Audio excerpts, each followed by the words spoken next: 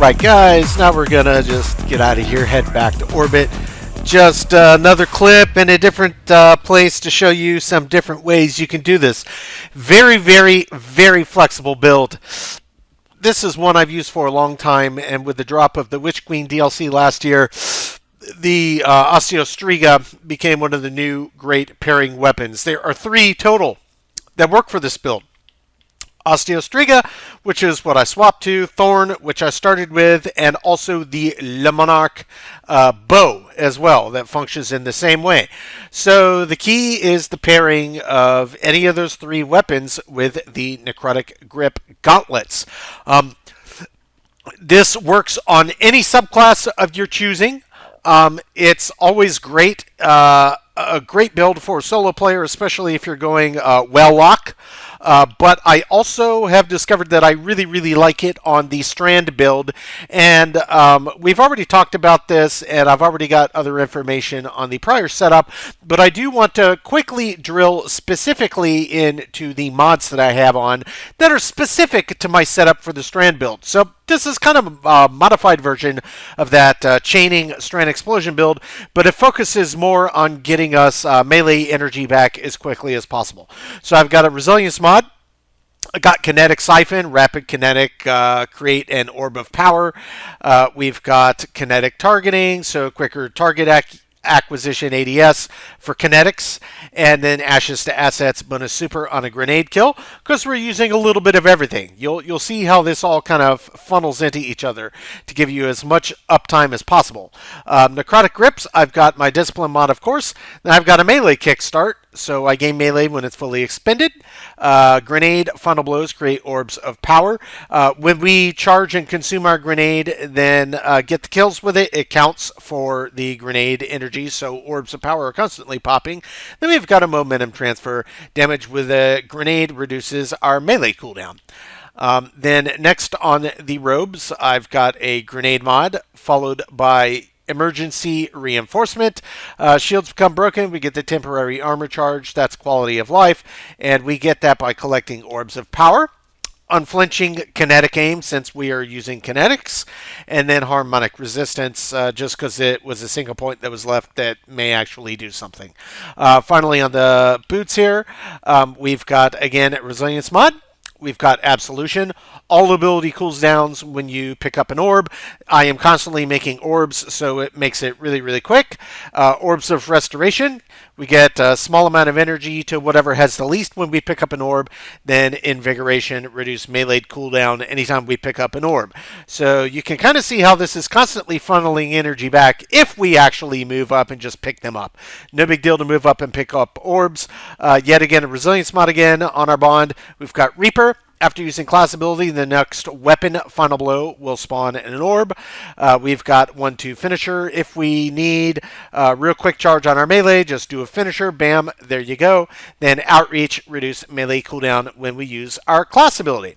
So that is the mod setup, and you can see the base right now. I've got a minute 5 on the melee, and we've got 2:06 on the grenade. Because of how this funnels energy back, it does not take that long. So let's just go into the modified Strand setup. Again, we're using the Weaver's Call.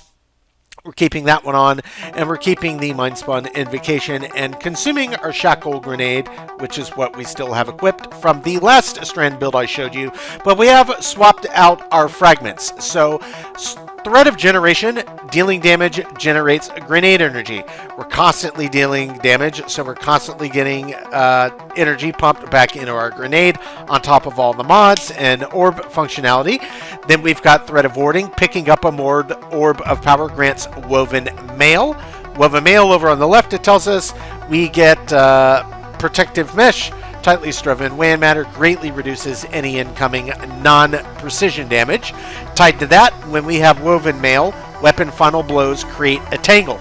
If you noticed, this time I was the only one there rolling Strand in that little group, but there were tangles all over the place. That is tied to the Woven Mail, because we get it when we pick up orbs. We're making a ton of orbs, so we constantly have tangles. And then we can, of course, shoot them to get the big chaining explosions. Then the final fragment I have on is damaging targets with the tangle grants melee energy. Since there's tangles all over the place and there's orbs all over the place and we're trying to get our melee back as quickly as possible, this is just this big cyclical funnel.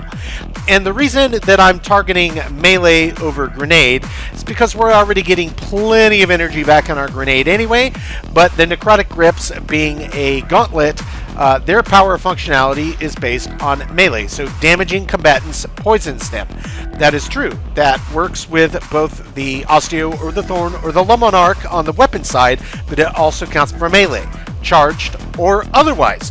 If you do a charged melee, it's bigger, does the base thing, but it also spreads poison. If you're out of a charge on your melee, but somebody comes up in point blank range and you punch them, it still applies that poison spreading to them. So that is the base underlying powerful perk on the Necrotic Grips, and it's dot damage, and it will spread it. So that is the build, guys, and this is my preferred mod and fragment setup for Strand, which I really, really like, but it also works on any other subclass of your choosing. You want to go Warlock, go for Warlock. You want to go Arc Lord, Ice Lord, Void, whatever you want to roll is totally fine.